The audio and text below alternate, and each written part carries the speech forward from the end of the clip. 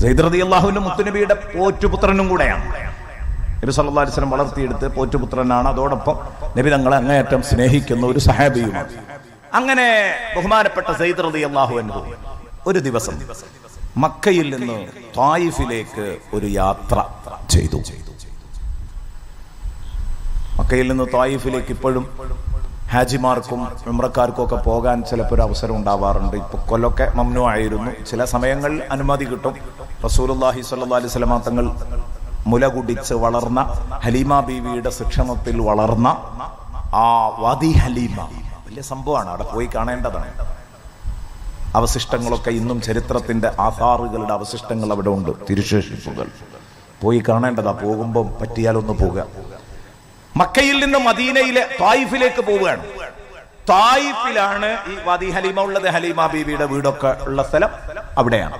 ഈ ത്വായിഫിലേക്ക് സയ്യിദ് റളിയല്ലാഹുവിനും വേറൊരാളും കൂടെ കൂട്ടുകാരന്റെ കൂടെ യാത്ര ചെയ്യാണ്. ഈ കൂട്ടുകാരൻ മുനാഫിഖായിരുന്നു. മുനാഫിക്ക് പുറത്തു വരൂലല്ലോ. നിഫാഖ് അവസരങ്ങളിലാണ് അത് പുറത്തു വരിക. മുനാഫിക്ക് പറഞ്ഞാൽ ഞാനും മുസ്ലിമാന്ന് ഒപ്പം നടക്കുന്നവനാണല്ലോ. അവനെ പറ്റി കൂടുതൽ ഇന്നലെ നമ്മൾ പറഞ്ഞു. ഒരു മുനാഫിക്കിന്റെ കൂടെ സയ്യിദുനാ സയ്യിദ് റളിയല്ലാഹു അൻഹു യാത്ര ചെയ്യാണ്. സയ്യിദ് റളിയല്ലാഹു അൻഹു നല്ല മുഖ്ലിസും മുഹിബ്ബും മൂമിനുമാണ്. അതേസമയം ഇവൻ മുനാഫിഖാണ്, കപടനാണ്, റസൂലുള്ളാഹിനോട് മുബഗിളാണ്, വെറുപ്പുള്ള ആളാണ് ഉള്ളിൽ. അങ്ങനെ യാത്ര പോകുമ്പോ ഫലമ്മ ബലഗ ഖരിബ, ഒരു ഒഴിഞ്ഞ പ്രദേശത്തെത്തി. മരുഭൂമിയിലൂടെ അങ്ങനെ യാത്ര ചെയ്യുമ്പോൾ സ്വാഭാവികമായിട്ടും മരുപ്പച്ച കാണുമ്പോൾ അവിടെ നിന്ന് ഇറങ്ങും.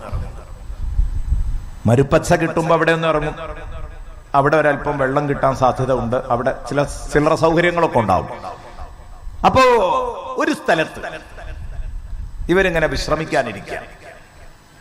സുബ്ഹാനല്ലാഹ്. അപ്പൊ അവിടെ എത്തിയപ്പോ, ഇറങ്ങി വിശ്രമിക്കാൻ പറ്റിയ ഒരു സ്ഥലത്തെത്തിയപ്പോ ഈ മുനാഫിക്ക് പറഞ്ഞു, നദ്ഖുലു ഹുനാ വനസ്തരീഹ്. നദ്ഖുലു ഹുനാ വനസ്തരീഹ്. ഇവിടെ അങ്ങനെ വെള്ളമുണ്ട്, മരുപ്പച്ച ഉള്ളൊരു സ്ഥലം. നമ്മൾ ഇവിടെ കുറച്ച് ഇറങ്ങിയിട്ടൊന്ന് റെസ്റ്റ് എടുക്കല്ലേ എന്ന് വെച്ചു. നദ്ഖുലു ഹുനാ വനസ്തരീഹ്. അപ്പൊ ബഹുമാനപ്പെട്ടവർ പറഞ്ഞു, അത് യാത്രയിൽ അനിവാര്യമായ ഒരു സംഭവമാണല്ലോ ആ പറയുന്നത്. ആവാം. ഇടത്താവളത്തിൽ ഒന്ന് ഇറങ്ങിയിട്ടൊരു റെസ്റ്റ് നല്ലതാ. നമുക്കൊന്ന് ക്ഷീണം മാറ്റിയിട്ട് വീണ്ടും യാത്ര തുടരാം. വെള്ളം കുടിക്കണമെങ്കിൽ കുടിക്കുക, ക്ഷീണം മാറ്റാം. അപ്പൊ അങ്ങനെ ചെന്നപ്പോ ഇവൻ പറഞ്ഞു, നമ്മളൊന്ന് ഉറങ്ങിയാലോ? കൊള്ളാം, ഒന്ന് ഉറങ്ങി എഴുന്നേറ്റാൽ ഒന്നും കൂടെ ക്ഷീണം പമ്പ കിടക്കും. അങ്ങനെ ഉറങ്ങാൻ വേണ്ടി രണ്ടുപേരും തീരുമാനിച്ചു. ബഹുമാനപ്പെട്ട സയ്യിദ് റളിയല്ലാഹു അൻഹു ഉറങ്ങി. ആദ്യം രണ്ടാളും ഉറങ്ങാൻ കിടന്നതാണ്. ഇവന് ചില ഒളിയ അജണ്ടകൾ ഉണ്ട് ഇതിന്റെ പിന്നിലും. അത് സയ്യിദ് റളിയല്ലാഹു അൻഹു അറിയില്ല. സയ്യിദ് റളിയല്ലാഹു അൻഹു ഉറങ്ങി. ഫനാമ സയ്യിദുൻ ഫഔസഖ വനാമ സയ്യിദുൻ ഫഔസഖൽ മുനാഫിഖു സയ്യിദാ. അപ്പോൾ മുനാഫിക്കായ മനുഷ്യൻ അന്ന് ഈ മരുഭൂമിയിലൂടെ യാത്ര ചെയ്യുമ്പോൾ ഞാൻ പറഞ്ഞിട്ടുണ്ട്, കയറും സാധനവും ആവശ്യമുള്ളതൊക്കെ കയ്യിലുണ്ടാവും. തൽക്കാലം ഒരു ഹൈമ വെച്ച് കെട്ടാനൊക്കെ ഉള്ള, വലിച്ചു കെട്ടാൻ ആവശ്യമുള്ള കുറ്റി കയറൊക്കെ കയ്യിലുണ്ടാവും. അപ്പൊ ആ കയറെടുത്തിട്ട് ബഹുമാനപ്പെട്ട സയ്യിദുനാ സയ്യിദ് റളിയല്ലാഹു അൻഹുവിന്റെ കാലും പിന്നെ കയ്യും കൂട്ടിക്കെട്ടി. ഉറക്കില് സയ്യിദ് റളിയല്ലാഹു അൻഹു അറിയില്ല, ഉറങ്ങിക്കിടക്കുന്ന സയ്യിദിന്റെ കാലും കയ്യും കൂട്ടിക്കെട്ടിയിട്ട് അതാ സയ്യിദിനെ വിളിച്ചുണർത്തി. ഫഅറാദ ഖത്ലഹു, സയ്യിദിനെ കൊല്ലാൻ ഉദ്ദേശിച്ചു. അതിനാണ് പറഞ്ഞ് പറ്റിച്ച് സയ്യിദിനെ കിടത്തി ഉറക്കിയത്. സയ്യിദിനെ കൊല്ലുകയാണ്, വഞ്ചിക്കുകയാണ്. യാത്രയിൽ സ്വന്തം സുഹൃത്തിനെ വഞ്ചിക്കുകയാണ്. എന്താണ് സയ്യിദ് റളിയല്ലാഹു അൻഹു ഈ മുനാഫിക്കിനോട് ചെയ്ത തെറ്റ്? ഒന്നുമില്ല കേട്ടോ, കേൾക്കാൻ പോകുന്നു. തെറ്റെന്താന്ന് കേൾക്കാൻ പോകുന്നുണ്ട് നിങ്ങള്. അപ്പൊ ഈ ഉറക്കത്തിലാണ്ട് വെട്ടിക്കൊന്നാല് ഇവന് ഒരു വീരശൂരനായി ഞെളിയാൻ കഴിയൂലല്ലോ. അപ്പൊ അതുകൊണ്ട് വിളിച്ചുണർത്തിയിട്ട്, പിന്നെ ഞാൻ നിന്നെ കൊല്ലാൻ പോവാണ്. അപ്പൊ നോക്കുമ്പോ കയ്യും കാലും ഒക്കെ ബന്ധിപ്പിച്ചിട്ടുണ്ട്. പ്രതിരോധത്തിന്റെ എല്ലാ വാതിലുകളും അടഞ്ഞിരിക്കുന്നു. കയ്യും കാലും കെട്ടിയിട്ട മനുഷ്യനോട് കൊല്ലാൻ പോവാന്ന് പറഞ്ഞാൽ കിടന്നു കൊടുക്കല്ലാതെ എന്ത് ചെയ്യും? ഇതങ്ങ് പറഞ്ഞപ്പോ ബഹുമാനപ്പെട്ട സയ്യിദ് റളിയല്ലാഹു അൻഹു വളരെ ദയനീയമായി അയാളോട് ചോദിച്ചു, ലിമ തഖ്തുലുനീ യാ അഖീ, പൊന്നുകൂട്ടുകാരാ, ഉറ്റ സുഹൃത്തുക്കൾ എന്ന നിലക്ക് ഒരുമിച്ച് യാത്ര തുടങ്ങി. ഈ മരുപ്പച്ചയിൽ കൊണ്ടുവന്ന് എന്നെ കിടത്തിയുറക്കി, എന്റെ കയ്യും കാലും കെട്ടി എന്നെ കൊന്നുകളയാൻ മാത്രം എന്ത് ക്രൂരതയാണ് ഞാൻ നിന്നോട് ചെയ്തത്? എന്തിനാണ് മോനെ നീ എന്നെ കൊല്ലുന്നത്? സെയ്ദ് റളിയല്ലാഹു അൻഹുവിനുള്ള മറുപടി കേട്ടോ. സെയ്ദിനോട് മുനാഫിക്ക് പറയാണ്, ഈ കപടം പറയാണ്, നീ എന്നെ ഒന്നും ചെയ്തിട്ടില്ല, നീ എന്നെ ഒന്നും ചെയ്തിട്ടില്ല, ഞാനും നീയുമായിട്ട് ഒരു കുഴപ്പമില്ല. പക്ഷേ ഇന്ന മുഹമ്മദൻ യുഹിബ്ബുക്, മുഹമ്മദിന് നിന്നോട് സ്നേഹമാണ്, നിനക്ക് മുഹമ്മദിനോട് സ്നേഹമാണ്. ശത്രുവിന്റെ മിത്രം ശത്രുവാണ്, ശത്രുവിന്റെ മിത്രം ശത്രുവാണ്. നീ എന്റെ ശത്രുവല്ല, പക്ഷെ എന്റെ ശത്രുവിന്റെ മിത്രമാണ്. നീ മുഹമ്മദിന്റെ മിത്രാണ്, അതുകൊണ്ട് നീ ശത്രുവിന്റെ മിത്രം ശത്രു. ഈ നിലക്കാണ് നിന്നെ കൊല്ലുന്നത്. നമുക്ക് നിങ്ങൾ പാവം. സുബ്ഹാന മൻ ജല്ല ജലാലു വഅന ഉബഗിലുഹു, എനിക്ക് മുഹമ്മദിനോട് വെറുപ്പാണ്, മുഹമ്മദ് എന്റെ ശത്രുവാണ്, നീ മുഹമ്മദിന്റെ മിത്രവുമാണ്. അതാണ് കുഴപ്പം. അപ്പൊ ഞാൻ മലയാളത്തിൽ നമ്മൾ സാധാരണ പറയുന്ന ഒരു പ്രയോഗമാണ് ശത്രുവിന്റെ മിത്രം ശത്രു. അതാണ് ഈ അറബി വാക്കിന്റെ അർത്ഥം. ഇതിന്റെ പേരിലാണ് ഞാൻ നിന്നെ കൊല്ലുന്നത്. സെയ്ദ് റളിയല്ലാഹു അൻഹുവിന് മനസ്സിലായി ഇവൻ മുനാഫിഖാണ്. സുബ്ഹാനല്ലാഹ്, വല്ലാത്ത അബദ്ധമായി പോയി. സെയ്ദ് റളിയല്ലാഹു അൻഹു അതാ നിഷ്കളങ്കമായി. എവിടെയാ സെയ്ദ് ഉള്ളത്? അത് പരസ്യമായിട്ട് പറയാൻ ധൈര്യമില്ലവന്. ഇവൻ ശരിക്കും പേടിത്തൊണ്ടനാണ് ഇവൻ. അതുകൊണ്ടാണ് മുനാഫിക്ക് ഉള്ളിന്റെ ഉള്ളിൽ ഇത്രയും കുഫറുണ്ടായിട്ടും പുറത്ത് മുസ്ലിമാന്നും പറഞ്ഞ് റസൂലുള്ളാഹിന്റെയും കൂട്ടുകാരുടെയും ഒപ്പം നടക്കുകയാണ്. അപ്പൊ അതുകൊണ്ട് ആള് മുനാഫിക്കാണ്. തുറന്നു പറയാനുള്ള ധൈര്യമൊന്നുമില്ല. ഇതാരും കാണൂല എന്നുള്ളത് കൊണ്ട് റസൂലുള്ളാഹിനെ ഇവനൊന്നും ചെയ്യാൻ വയ്യ. അപ്പൊ റസൂലുള്ളാഹിന്റെ മിത്രത്തെയെങ്കിലും കൊന്നിട്ടൊന്നൊന്ന് സന്തോഷിക്കാനാണ്, റസൂലുള്ളാഹിനെ വേദനിപ്പിക്കാനാണ്. അള്ളാഹുവിന്റെ റസൂൽ ആയിട്ട് അത്ര അടുത്ത ആളുമല്ലേ. സുബ്ഹാന മൻ ജല്ല ജലാലു. അപ്പോൾ സെയ്ദ് റളിയല്ലാഹു അൻഹു ഉള്ള് തുറന്നൊരു വിളിയാണ്, യാ റഹ്മാനു അഗ്ഹിസ്നി, യാ റഹ്മാനു അഗ്ഹിസ്നി, യാ റഹ്മാനു അഗ്ഹിസ്നി. ശരിക്കും ശ്രദ്ധിക്കണം, അവിടെയൊക്കെ നല്ല ആത്മാർത്ഥത ഉണ്ടാവും. ഒരാളും സഹായിക്കാൻ മുമ്പിലില്ല, എല്ലാ വാതിലും അടഞ്ഞു, കയ്യും കാലും കെട്ടി, പ്രതിരോധവും സാധ്യല്ല. നബിതങ്ങളോടുള്ള വെറുപ്പ് കൊണ്ടാ കൊല്ലുന്നത് എന്ന് പ്രഖ്യാപിക്കുകയും ചെയ്തു. അപ്പൊരൊറ്റ വിളിയാ, റഹ്മാനായ റബ്ബേ, പ്രതിസന്ധി ഘട്ടത്തിൽ എന്നെ സഹായിക്കാമെന്ന ഏറ്റ റബ്ബേ, എന്നേറ്റ റബ്ബേ, അഗ്ഹിസ്നി. ഈ പാപം സെയ്ദ് ഒരു പ്രതിസന്ധി ഘട്ടത്തിലാണ്, ഈ സെയ്ദിനെ സഹായിക്കാമോ റബ്ബേ? അല്ലാഹനെ അങ്ങ് വിളിച്ചു. ഇമാം റാസി റളിയല്ലാഹു അൻഹു അവിടുത്തെ തഫ്സീറുൽ കബീറിൽ എഴുതിയ സംഭവമാണ് ഞാൻ നിങ്ങളെ ഈ കേൾപ്പിക്കുന്നത്. ഫസമിഅൽ മുനാഫിഖു സൗതൻ യഖൂൽ. അപ്പൊ ഈ മുനാഫിക്കായ മനുഷ്യൻ ഉറക്കെ ഇദ്ദേഹം ഇതങ്ങോട്ട് പ്രാർത്ഥിച്ച സമയത്ത് മുനാഫിക്കായ മനുഷ്യൻ കേൾക്കുന്ന ശബ്ദം, ആളെ കാണുന്നില്ല, ഒരു ശബ്ദം കേട്ട് കേട്ടു, വൈഹക് ലാ തഖ്തുൽ, വൈഹക്, കഷ്ടം, കഷ്ടം, ലാ തഖ്തുൽ, അദ്ദേഹത്തെ കൊല്ലരുത്.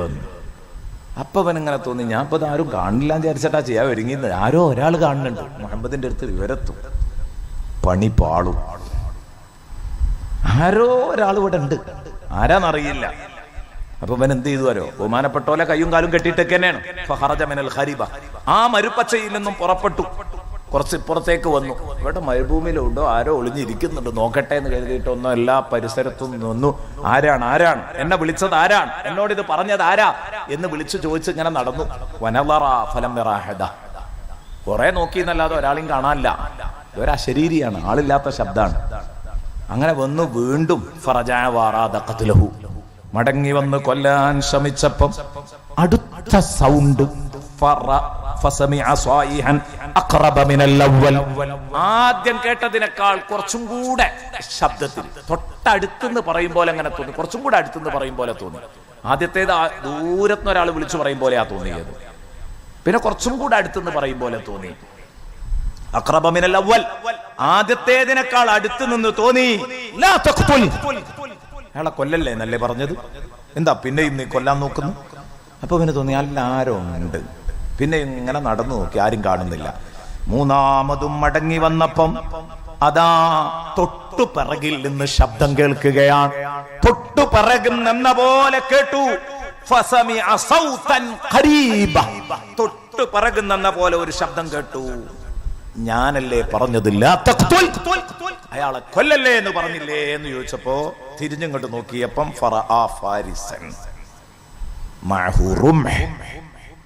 ഊരിപ്പിടിച്ച കുന്തവുമായി ഒരു കുതിര സവാരിക്കാരൻ മുന്നിലുണ്ട് വന്നിട്ടുണ്ട് ഇറങ്ങി. വലിയൊരു കുന്തവും ഉണ്ട് കയ്യിൽ.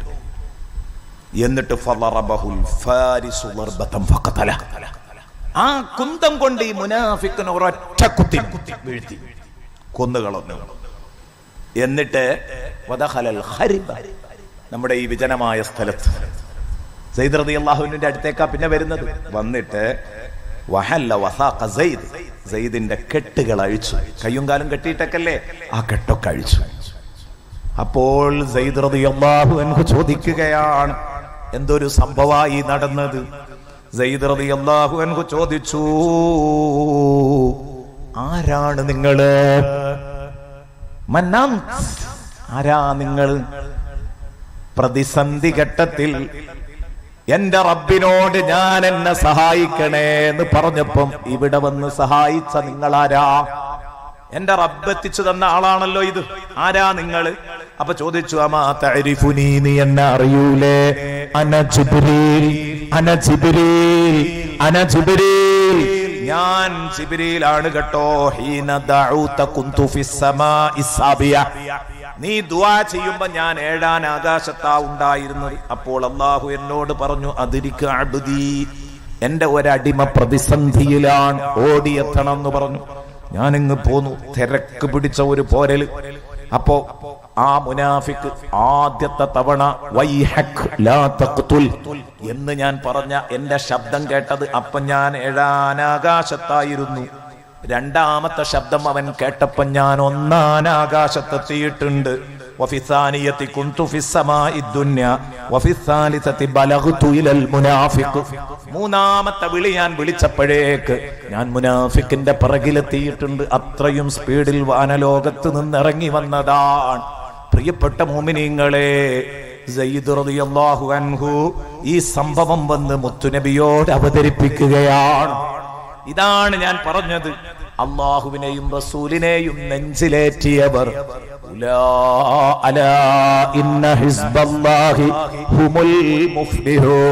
പക്ഷേ എന്തേ പ്രശ്നം?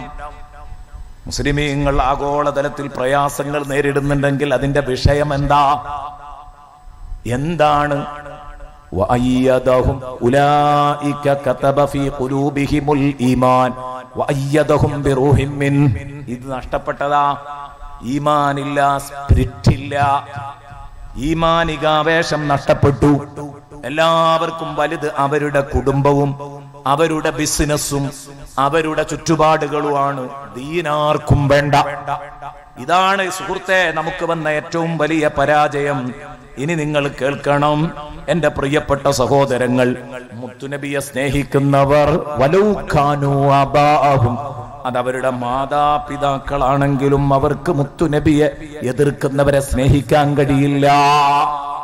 മാതാപിതാക്കൾ എന്ന് പറഞ്ഞതിന് കുറെ സംഭവങ്ങൾ പറയാനുണ്ട്.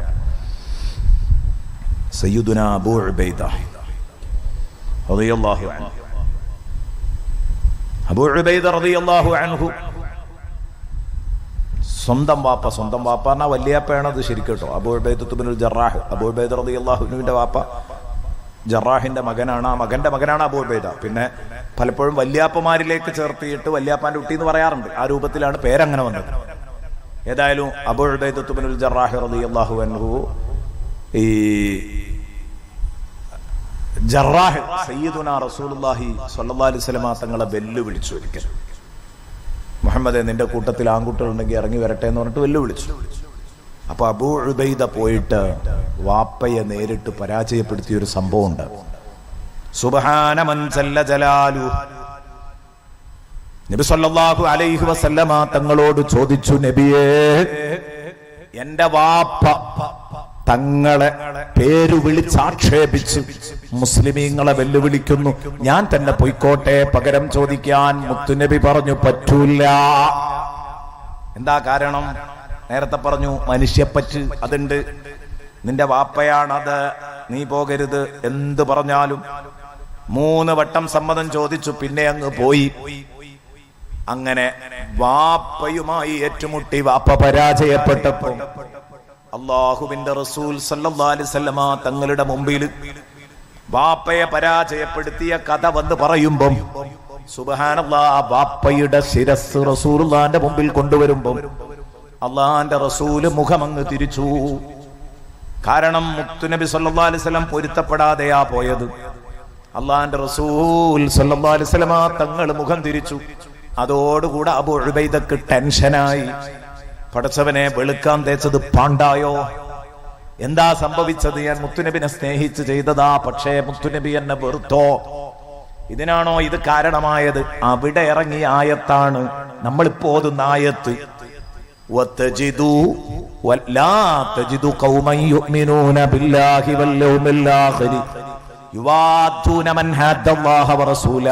നബിയെ, അല്ലാഹുവിന്റെ റസൂലിനെ എതിർക്കുന്നവരെ സ്നേഹിക്കാൻ മുഅ്മിനീങ്ങളെ കിട്ടൂല. തങ്ങൾ വിഷമം കരുതിയിട്ട് കാര്യമല്ല. വലൗ കാനൂ ആബാഅഹും ഔ അബ്നാഅഹും ഔ ഇഖ്വാനഹും ഔ അശീറതഹും, അത് വാപ്പയാവട്ടെ, ഉമ്മയാവട്ടെ, ജേഷ്ഠനാവട്ടെ, അനുജനാവട്ടെ, കുടുംബക്കാരാരാവട്ടെ. ഉണ്ടോ? നിങ്ങൾ കേട്ടപ്പോഴേക്ക് സയ്യിദുനാ റസൂലുള്ളാഹി ആ ആയത്തുമായി ജിബ്രീൽ ഇറങ്ങി വന്നു. പുതിയ ആയത്തിറങ്ങിയപ്പോൾ അബൂ ഉബൈദയുടെ സലാം മടക്കുകയാണ് സയ്യിദുനാ റസൂലുള്ളാഹി സ്വല്ലല്ലാഹു അലൈഹി വസല്ലം. നോക്കൂ നിങ്ങൾ, അബൂ സുഫിയാൻ കണ്ടോ, വാപ്പയേക്കാൾ മുത്തുനബിക്ക് സ്ഥാനം നൽകി. അബൂ സുഫിയാൻ മദീനയിലേക്ക് വരുന്നു. റസൂലുള്ളാഹി തങ്ങളോട് മക്കയോട് സമരം ചെയ്യാൻ തീരുമാനിച്ചു. കാരണം സന്ധിക്കരാറുകൾ പൊളിച്ചു. ഹുദൈബിയ സന്ധിയിലെ കരാറ് പൊട്ടിച്ചു. ആര്? ശത്രുക്കള്. അപ്പൊ ശത്രുക്കളോട് നേരിടാൻ മുത്തുനബി മദീനയിൽ തീരുമാനമെടുത്ത വിവരം മക്കക്കാരറിഞ്ഞപ്പോ നബി സല്ലല്ലാഹു അലൈഹി വസല്ലമ തങ്ങളെ തടുത്ത് നിർത്താൻ നബി തങ്ങളെയും അവിടുത്തെ സമൂഹത്തെയും പ്രതിരോധിക്കാൻ കഴിയൂല എന്ന് ബോധ്യപ്പെട്ടപ്പം അനുനയ ചർച്ചയ്ക്ക് വേണ്ടി അബൂ സുഫിയാൻ സയ്യിദുനാ റസൂലുള്ളാഹി തങ്ങളുടെ അടുത്തേക്ക് പോവുകയാണ്. അന്ന് അബൂ സുഫിയാൻ മുസ്ലിമല്ല. അബൂ സുഫിയാൻ വന്നു, മദീനയിൽ വന്നു. അബൂ സുഫിയാൻ നബി സല്ലല്ലാഹു അലൈഹി വസല്ലമ തങ്ങളോട് ചർച്ച ചെയ്തു. ഹുദൈബിയ സന്ധിയുടെ കാലം കഴിഞ്ഞു. ആ സന്ധി കരാറിന്റെ കാലം കുറച്ചും കൂടെ നീട്ടണം. അതിന്റെ ഇടയിൽ ഇവർ പലതും ലംഘിച്ചിട്ടുണ്ട്. നബി തങ്ങൾ പറഞ്ഞു, ലംഘിച്ച സ്ഥിതിക്ക് ഇനി നീട്ടൂല, അല്ല നീട്ടണം എന്ന് പറഞ്ഞു കൂടിയപ്പം നബി സല്ലല്ലാഹു അലൈഹി വസല്ലം മുഖം കൊടുത്തില്ല. കാരണം അത്രയും വലിയ കരാർ ലംഘനമാണ് അവർ നടത്തിയത്. അങ്ങനെ ഇദ്ദേഹം നേരെ ചെന്നു. ഇദ്ദേഹത്തിന്റെ മകളായ ഉമ്മു ഹബീബ റളിയല്ലാഹു അൻഹാ, ഉമ്മു ഹബീബാര അബൂ സുഫിയാന്റെ ഭാര്യ, റസൂലുള്ളാഹിന്റെ ബീവിയാ. മുസ്ലിമായതിന്റെ പേരില് ആദ്യം എങ്ങോട്ട് പോയി? എത്യോപ്യയിലേക്ക് പോയി, ഹിജ്റ പോയി. ആര്? ഉമ്മു ഹബീബയും ഭർത്താവും. അവിടെ വെച്ചിട്ട് ആര് മരിക്കുന്നു? ഭർത്താവ് മരിക്കുന്നു. വലിയ സംഭവം കേട്ടോ. ദീൻ രക്ഷിക്കാൻ വേണ്ടിയിട്ടാ പോയത്. പിന്നെ ഭർത്താവ് ദീനിൽ നിന്ന് പുറത്തേക്ക് തന്നെ പോവാണ്. വല്ലാത്ത പ്രതിസന്ധിയാണ് ഉമ്മു ഹബീബ് അനുഭവിച്ചത്. പിന്നെ ആ ഭർത്താവ് മരിക്കുന്നു. അവസാനം എത്യോപ്യയിൽ ഒറ്റപ്പെടുന്നു. ഏറ്റവും നല്ല പണക്കാരനും സ്വാധീനവും പണവും എല്ലാം ഉള്ള ഒരു അബൂ സുഫിയാന്റെ മക്ക ഖുറൈശികളുടെ കൂട്ടത്തില് ഏറ്റവും വലിയ കുടുംബ മൂപ്പന അബൂ സുഫിയാൻ. ഈ അബൂ സുഫിയാന്റെ മോളായിട്ട് ജീവിക്കേണ്ട ആള് ഇപ്പൊ എവിടെയല്ലാതെയായി. ബാപ്പില്ല, ഭർത്താവില്ല. അന്ന് ഭർത്താവ് ഉണ്ടെന്ന് കരുതി പോയതാ. പിന്നെ ഭർത്താവ് മതം മാറി. അതോടുകൂടെ ഭർത്താവും നഷ്ടപ്പെട്ടു. അങ്ങനെ എത്യോപ്യയിൽ കഴിഞ്ഞ ഒരു കാലം ആരാരും ഏറ്റെടുക്കാനില്ലാതെ അള്ളാഹുവിന്റെ റസൂലിന് അള്ളാഹുവിന്റെ ഓർഡർ വന്നു, ഉമ്മു ഹബീബയെ കല്യാണം കഴിക്കണം. കാരണം ഉമ്മു ഹബീബന്റെ മനസ്സ് അത്രയും വേദനിച്ചു. അള്ളാഹുവിന്റെ റസൂൽ കല്യാണം കഴിക്കുന്നതോടുകൂടെ ഉമ്മു ഹബീബ ഒന്നും കൂടെ ഉഷാറായി. കാരണം എല്ലാ പ്രശ്നങ്ങളും തീർന്നല്ലോ. ലോകത്ത് ഇതിലും വലിയ ഒരു നിധി ഇനി എന്താ കിട്ടാൻ? മുത്തുനബി കല്യാണം കഴിച്ചു. ആ വിധവയെ അള്ളാഹുവിന്റെ റസൂൽ ഏറ്റെടുത്തു. റസൂലുള്ളാഹി സ്വല്ലല്ലാഹു അലൈഹി വസല്ലം തങ്ങളുടെ ബഹുഭാരിത്വത്തെ ആക്ഷേപിക്കുന്നവരുണ്ട്. അറിയണം, അള്ളാഹുവിന്റെ റസൂൽ വിധവകളുടെ കണ്ണീരൊപ്പിയതാണ്. അതിന്റെ ഭാഗമായി അള്ളാഹുവിന്റെ അനുമതിയോടുകൂടെ നടത്തിയ കല്യാണമാണെല്ലാം. അല്ലെങ്കിലും ഒരു ആവറേജ് അന്തള്ളോന് ചിന്തിച്ചാൽ അറിയില്ലേ, 50 വയസ്സ് വരെ, 50 അല്ല 53 വരെ അല്ലേ, 50 വരെ ധൈര്യമായിട്ട് പറയാം, 53 വരെ സയ്യിദുനാ റസൂലുള്ളാഹിക്ക് ഒരൊറ്റ ഭാര്യ ഉണ്ടായിരുന്നു. അതാരാ? 50ാമത്തെ വയസ്സിൽ റസൂലുള്ളാഹിന്റെ ഒപ്പമുള്ള ഭാര്യ ആരാ? 65 വയസ്സുള്ള ഖദീജ അല്ലെ. 15 വയസ്സ് ഖദീജക്ക് റസൂലുള്ളാഹിനേക്കാൾ കൂടുതലായിരുന്നു. 40ാമത്തെ വയസ്സിൽ 25ാമത്തെ വയസ്സിൽ 40 വയസ്സുള്ള ഖദീജനെയാണ് ആര് കല്യാണം കഴിച്ചത്? നബി തങ്ങൾ കല്യാണം കഴിച്ചത്. അപ്പൊ നബിക്ക് 50 ആകുമ്പോൾ ഖദീജയ്ക്ക് 65 ഖദീജ വഫാത്താകുന്നത്. അപ്പൊ 50 വയസ്സ് വരെ ഉള്ള ബീവി ഇതാ. ഒരു പെൺഭ്രാന്തനായതിന്റെ പേരിലാണ് ബഹുഭാരിത്വം സ്വീകരിച്ചതെങ്കിൽ 50 കഴിഞ്ഞിട്ടാണോ ഒരാൾക്ക് ഇത്തരം ഭ്രാന്തുകളൊക്കെ ഇളകല്? ആരോഗ്യവും യുവത്വവും നശിച്ചതിന്റെ ശേഷമാണോ അതൊക്കെ ഇളകുക? എന്ത് പൊരുത്തക്കേടുകളായി പറയുന്നത്. എന്തോ ആവട്ടെ, നമ്മൾ നമ്മുടെ വിഷയത്തിലേക്ക് വരാം. മുഅ്മിനീങ്ങൾക്ക് ആ കാര്യത്തിലൊന്നും സംശയമില്ലല്ലോ. ഉമ്മു ഹബീബ നബി തങ്ങളുടെ ബീവിയാണ്. അപ്പൊ അബൂ സുഫിയാന് തോന്നി, സംഗതി എന്തായാലും എന്റെ മോള്, അവക്ക് വാപ്പ എന്നുള്ളൊരു പരിഗണന ഉണ്ടാവുമല്ലോ, അപ്പൊ മോളെ സ്വാധീനിക്കാന്ന് കരുതി. മോളെ സ്വാധീനിച്ചാൽ മോളെ ഭർത്താവിനെ മോള് സ്വാധീനിച്ചോളും. റസൂലുള്ളാഹി സ്വല്ലല്ലാഹി അലൈഹി വസല്ലം തങ്ങളെ സ്വാധീനിക്കാൻ മോളിലൂടെ കഴിയുമെന്ന് കരുതിയിട്ട് റസൂലുള്ള വീട്ടിലില്ല. അപ്പൊ ഉമ്മു ഹബീബന്റെ റൂമിലേക്ക് കടന്നു ചെന്നു. ഒക്കെ മദീനത്തെ പള്ളിയോട് ചേർന്നാണ് ഇന്ന് നമ്മൾ കണ്ടുകൊണ്ടിരിക്കുന്ന ഹുജറത്തു ഷരീഫ് അല്ലേ. ആ ഹുജറത്തു ഷരീഫെ തന്നെയാണ് എല്ലാ ബീവിമാരും വേറെ വേറെ റൂമുകളിൽ താമസിച്ചിരുന്നത്. അതുകൊണ്ടാണ് അത് അത്രയും വലിപ്പം. ഖദീജ ബീവിന്റെ വീടിന്റെ വലിപ്പം അല്ല അത്. എല്ലാ ബീവിമാരും അതിൻ്റെ ഉള്ളിലായിരുന്നു. അത് പഴയ കിതാബുകൾ നോക്കിയാൽ കാണാൻ പറ്റും. അതിന്റെ ഫോട്ടോസും കാര്യമൊക്കെ കൊടുക്കുന്നുണ്ട്. ഞാൻ പറഞ്ഞു വരുന്നത്, ബഹുമാനപ്പെട്ട ഉമ്മു ഹബീബന്റെ വീട്ടിക്ക് പതുക്കെ കയറുകയാണ്. സംസാരിച്ചു നോക്കെ, ഈ ഉമ്മു ഹബീബനെ റസൂലുള്ള കല്യാണം കഴിച്ചു എന്നുള്ള വിവരം അബൂ സുഫിയാന് കിട്ടിയിരുന്നു മക്കത്തുനിന്ന് മുമ്പ്. അപ്പൊ അബൂ സുഫിയാൻ പറഞ്ഞൊരു വാക്കുണ്ട്, ഇപ്പൊ എന്തായാലും ഒരു ആൺകുട്ടിന്റെ അടുത്ത് എത്തിയിരുന്നു. സന്തോഷമായി എനിക്ക്. മുഹമ്മദിനോട് എനിക്ക് വെറുപ്പാണെങ്കിലും ഒരാൺകുട്ടിന്റെ അടുത്ത് എത്തിയിട്ടുണ്ട് എന്ന് പറഞ്ഞാൽ അന്ന് അവർക്ക് ഈ കുടുംബ മഹിമ വലിയ വിഷയമായിരുന്നു. അപ്പൊ ഖുറൈശിന്റെ അടുത്തെത്തി. അതാണ് ഈ ജാതീയതയും കുടുംബ വ്യവസ്ഥതയും ഒക്കെ വല്ലാതെ കണ്ടിരുന്ന ഒരു കാലഘട്ടമാണ്. അപ്പൊ ഏതായാലും മോളെ കണ്ടു. മോളെ എന്റെ അടുത്ത് പോന്നു, ഭർത്താവിനെ തേടി അന്ന് എത്യോപ്യയിലേക്ക് പോയി, ആഫ്രിക്കയിലേക്ക് പോയി. എന്റെ പൊന്നുമോള് ഹബിഷയിലേക്ക്, എത്യോപ്യയിൽ നിന്ന് ഇങ്ങോട്ട് വന്നു. ഒരുപാട് സഹിച്ചു. എല്ലാം മുഹമ്മദിന്റെ കൂടെ കൂടിയത് കൊണ്ടാ. മോള് ഇപ്പൊ മോളെ ജീവിതം സന്തോഷല്ലേ, ഞാൻ മോളെ കാണാൻ വേണ്ടി വന്നതാ. ഇത് പറഞ്ഞേ വാപ്പ കേറിയിരിക്കൂ എന്നൊക്കെ പറഞ്ഞു. വാപ്പ ഇരിക്കാനാണ് പോകുമ്പോ അള്ളാഹുവിന്റെ റസൂലിന് വേണ്ടി വിരിച്ചു വെച്ച വിരിപ്പുണ്ട് റസൂലുള്ളാന്റെ വീട്ടില്. ആ വിരിപ്പിലാണ്ട് വിരിക്കാൻ പോകുമ്പോ പറഞ്ഞു, ഉപ്പ ഇരിക്കല്ലേ എന്ന് പറഞ്ഞു. ഉപ്പ ഇരിക്കല്ലേ എന്ന് പറഞ്ഞു. ഓടി വന്നു ഉമ്മു ഹബീബ മോള്. എന്നിട്ട് പതുക്കെ ആ വിരിപ്പ് ഇങ്ങോട്ട് വലിച്ചിട്ട് കൊണ്ടുപോയി. ഇരുന്നോളൂ പറഞ്ഞു. അപ്പോ ഉമ്മു ഹബീബയോട് വാപ്പ ചോദിച്ചൊരു ചോദ്യമുണ്ട് അബൂ സുഫിയാൻ. ഞാനതിങ്ങനെ കണ്ടപ്പോ അത്ഭുതപ്പെട്ടു. എന്താ ചോദിച്ചാരോ? യാ ബുനയ്യത്തു, മോളെ, അർഗിബ്തി ബിഹാദൽ ഫിറാശി അന്നി അംബി അൻ ഹാദൽ ഫിറാശ്. എന്താണ് ആ ചോദിച്ചതിന്റെ അർത്ഥം? മോളിപ്പോ ഞാൻ ഇരിക്കാൻ നേരത്തെ ഈ വിരിപ്പ് വലിച്ചതിന് 2 അർത്ഥം ഉണ്ടാകാം. കണ്ടോ അവിടെ? അത് ഏകദേശം ശരിയാക്കാൻ ശ്രമിക്കാൻ പറ്റും. 2 അർത്ഥം ഉണ്ടാവാം. ഒന്ന്, ഈ വിരിപ്പിലിരിക്കാൻ മാത്രം ഞാനില്ലാഞ്ഞിട്ട്, അല്ലെങ്കിൽ എനിക്കിരിക്കാൻ മാത്രം ഈ വിരിപ്പില്ലാഞ്ഞിട്ട്. ഏത് നിലക്കാ മോളിത് വലിച്ചത്? അതാണ് ആ ചോദ്യത്തിന്റെ അർത്ഥം. ഈ വിരിപ്പിലിരിക്കാൻ മാത്രം ഞാനില്ലാത്തത് കൊണ്ടോ, എനിക്കിരിക്കാൻ മാത്രം ഈ വിരിപ്പില്ലാത്തത് കൊണ്ടോ, ഏതർത്ഥത്തിലാ മോളത് വലിച്ചത്? ഒരു വിഷമവുമില്ല, തുറന്നങ്ങ് പറയുകയാണ്, ആ വിരിപ്പിലിരിക്കാൻ മാത്രം എന്റെ വാപ്പ ഇല്ലാത്തത് കൊണ്ടാണ്. അതാ വിഷയം. നിങ്ങൾക്കിരിക്കാൻ മാത്രം വിരിപ്പില്ലാത്തത് കൊണ്ടല്ല, ആ വിരിപ്പിലിരിക്കാൻ മാത്രം നിങ്ങളില്ല. ഇത് മുത്തുനബി ഇരിക്കുന്ന വിരിപ്പാണ്.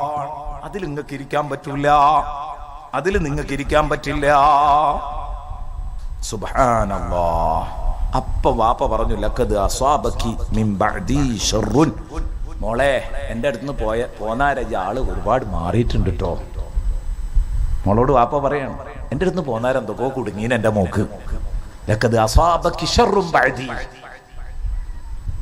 ഞാനുമായിട്ട് പിരിഞ്ഞതിന് ശേഷം നിനക്ക് എന്തൊക്കെയോ പറ്റിയിട്ടുണ്ട്, ഏതാവട്ടെ. പിന്നെ തുടർ ചർച്ചകൾ നടക്കുകയാണ്. ഞാൻ പറഞ്ഞു വന്നത് സ്വന്തം ബാപ്പയാണ് അതിനേക്കാൾ പരിഗണന കൊടുക്കുന്നത് ആർക്കാണ്? സയ്യിദുനാ റസൂലുള്ളാഹി. കാരണം ഈ വാപ്പ റസൂലുള്ളാഹിന്റെ കഠിന ശത്രുവാണ്. പക്ഷേ ഈ അബൂ സുഫിയാൻ മുസ്ലിമായി, അല്ലേ? മക്കം ഫതഹിന്റെ അന്ന് മുസ്ലിമായി സയ്യിദുനാ റസൂലുള്ളാഹി. പിന്നെ വലിയ സന്തോഷത്തിൽ ജീവിച്ചു. നബി തങ്ങൾ പറഞ്ഞു, വമൻ ദഖല ദാറ അബീ സുഫിയാൻ ഫഹുവ ആമിൻ. അതാണ് അബൂ സുഫിയാൻ ഇസ്ലാമിലേക്ക് കൊണ്ടുവരാണ്ടായ സാഹചര്യം. അബൂ സുഫിയാന്റെ വീട്ടിൽ കയറിയിരുന്നവരെ ഞാൻ ആക്രമിക്കൂല. അവർ നിർഭയരാണ്. സ്വന്തം വാതിലടച്ചിരുന്നവൻ നിർഭയരാണ്. വമൻ അഗ്ലഖ അലൈഹി ബാബഹു ഫഹുവ ആമിൻ വമൻ ദഖലൽ മസ്ജിദ ഫഹുവ ആമിൻ വമൻ ദഖല ദാറ അബീ സുഫിയാൻ ഫഹുവ ആമിൻ. മൂന്നാളുകൾക്ക് റസൂലുള്ളാഹി സുരക്ഷിതത്വം പ്രഖ്യാപിച്ചു, അല്ലേ? അന്ന് മക്കം ഫതഹിന്റെ അന്ന് ഒന്ന് സ്വന്തം വീട്ടിൽ കതകടച്ചിരുന്നവർ, രണ്ട് മസ്ജിദുൽ ഹറാമിൽ ശാന്തരായിട്ടിരുന്നവർ, മൂന്ന് അബൂ സുഫിയാന്റെ വീട്ടിൽ കയറിയിരുന്നവരിൽ ഞാനൊന്നും ചെയ്യൂല എന്ന് പറഞ്ഞാൽ അവർ അക്രമത്തിനില്ലാന്ന് പ്രഖ്യാപിച്ച് സമാധാനത്തിലും ശാന്തിയിലും ഇരിക്കുകയാണെന്ന് ഞാൻ മനസ്സിലാക്കും. ഈ മൂന്ന് മേഖലയിൽ ഇരുന്നോളൂ അക്രമത്തിനില്ലാത്തവർ. എന്നാൽ രക്തചിന്തലില്ലാതെ രക്തക്കളമൊരുക്കാതെ നമുക്ക് ശാന്തമായിട്ട് ഞങ്ങൾക്ക് ഞങ്ങളുടെ ഇബാദത്ത് ചെയ്യാം. ഈ പരിശുദ്ധമായ ഭവനം ഇതിന്റെ തറവാട്ട് ശൈലിയിലേക്ക് തിരിച്ചു കൊണ്ടുവരാൻ കഴിയും എന്ന് സയ്യിദുനാ റസൂലുള്ളാഹി സ്വല്ലല്ലാഹു അലൈഹി വസല്ലം തങ്ങൾ പറഞ്ഞു. ഹബീബായ നബി തങ്ങൾ പറഞ്ഞു, പ്രിയപ്പെട്ട സഹോദരങ്ങളെ, ശരിക്ക് ചിന്തിക്കണം, ശരിക്ക് ചിന്തിക്കണം. കണ്ടോ നിങ്ങൾ ബഹുമാനപ്പെട്ട നബി സല്ലല്ലാഹു അലൈഹി വസല്ലമ തങ്ങളുടെ ആ ഒരൊറ്റ വാക്ക് അദ്ദേഹത്തിന് മുസ്ലിമാകാൻ പ്രചോദനമേകി. എന്തേ അങ്ങനെ പ്രചോദനം കിട്ടാൻ കാരണം? ആ വാക്കിന്റെ ഊക്കേ. ഇത് ഏതുപോലെയാണെന്ന് അറിയാം നിങ്ങൾ, മഹാന്മാരൊക്കെ എഴുതിയിട്ടുണ്ട്. അത് ചെയ്യാൻ പറ്റുമോ? അത് ചെയ്യാൻ പറ്റുന്നതാണ്. ദീനിന് ഗുണം കിട്ടുന്ന കണ്ടാൽ, ദീനിന് ഗുണം കിട്ടുന്ന കണ്ടാൽ ഒരാളെ ഒന്നങ്ങോട്ട് ജാക്കി വെച്ചു കൊടുക്കുക. അത് പറ്റുമോ? പറ്റൂല? പറ്റും. അതിന് ഇമാമിങ്ങൾ തെളിവുണ്ടെന്നത് ഈ സംഭവമാണ്. ശരിക്ക് പറഞ്ഞാൽ അബൂ സുഫിയാൻ ദീൻ സത്യാണെന്ന് വിചാരിച്ചു കൂടിയതല്ല ആദ്യം, അതൊക്കെ പിന്നെ തിരിഞ്ഞതാ. അബൂ സുഫിയാൻ മുസ്ലിം ആകാനുള്ള കാരണം ഈ വാക്കാ, വമൻ ദഖല ദാറ അബീ സുഫിയാൻ ഫഹുവ ആമിൻ. പള്ളി കയറിയിരുന്നാൽ അവരെ നമ്മൾ ആക്രമിക്കൂല, സ്വന്തം വീട്ടിൽ വാതിലടച്ചിരുന്നാലും ആക്രമിക്കൂല, അബൂ സുഫിയാന്റെ വീട്ടിൽ കയറിയിരുന്നാലും ആക്രമിക്കില്ല. ഇത് ഏതുപോലെ എന്ന് വെച്ചാൽ നമ്മളിപ്പോ പറയാണ് ആചാര പൂമുഖത്ത് വന്നിരുന്നോലെ നമ്മളൊന്നും ചെയ്യൂല എന്ന് പറയും പോലെയാണിത്. അപ്പൊ അബൂ സുഫിയാൻ ഇങ്ങനെ തോന്നുന്നു, ഈ കോലത്തിൽ ഞാൻ വേട്ടയാടിയിട്ടും ഞാൻ മുഹമ്മദിനോട് ശത്രുത കാണിച്ചിട്ടും എന്നോട് ഇങ്ങോട്ട് എന്തൊരു കാര്യം. ഇപ്പോഴും ഞാൻ മക്കയിലെ നാട്ടുമൂപ്പനാന്ന് മൂപ്പര് സമ്മതിക്കും. അതുകൊണ്ടല്ലേ ആചാരപുര കയറിയൊന്നും കാട്ടൂല എന്ന് പറഞ്ഞത്. ഒമൻ ദഖല ദാറ അബീ സുഫിയാൻ ഫഹുവ ആമിൻ. ഇനി എവിടുക്കാ ഞാൻ കാത്തു നിൽക്കുന്നത്? ഞാൻ മുസ്ലിം ആവുകയാണോ? അങ്ങനെയാ മുസ്ലിം ആയത്. തുടക്കതാണ്. ഇതൊക്കെ വലിയ സംഭവങ്ങളാ. നബി തങ്ങൾ പറഞ്ഞു, ഇന്ന അബാ സുഫിയാൻ റജുലുൻ യുഹിബ്ബു തഫാഖുർ. നബി തങ്ങൾ പറഞ്ഞു, ഒന്ന് പൊക്കി വെക്കുന്നതിന് കുഴപ്പമൊന്നുമില്ല സഹാബ. അബൂ സുഫിയാൻ റജുലുൻ യുഹിബ്ബു തഫാഖുർ, പൊങ്ങച്ചം ഇഷ്ടപ്പെടുന്ന ഒരു സാധു മനുഷ്യനാ. അല്ലാഹുവിന്റെ റസൂൽ സ്വല്ലല്ലാഹു അലൈഹി വസല്ലം. ഇൻഷാ അല്ലാഹ് നമുക്ക് അന്തത്വത്തിൽ ചൊല്ലി ബാക്കി ഭാഗങ്ങൾ അവതരിപ്പിക്കാം.